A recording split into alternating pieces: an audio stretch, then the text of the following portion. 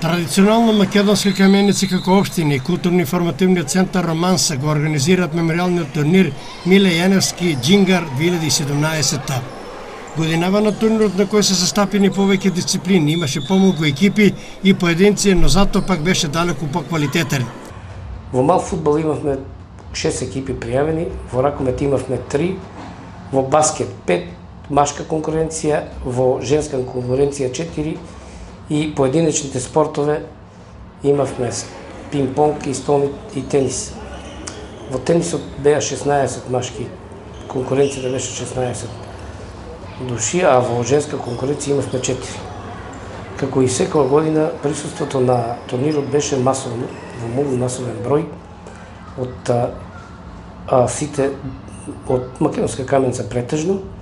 Конкуренцијата, како што кажав, беше по-јака за тоа што беше помал број на екипи и како и секојаш првонаградните ги освоија поквалитетната екипа, по моје мислење.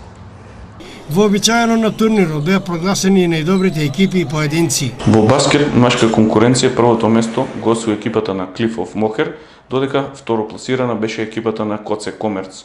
Во баскет женска конкуренција победи екипата на Ресторант Шизик, додека второто место го освои екипата на Пајо Го. Во пинг-понг поединечна конкуренција победник беше Антонио Димитровски. Во тенис машка конкуренција, во поединечна конкуренција победник беше Дарио Стојковски, додека во женска конкуренција победи Анастасија Стојковска.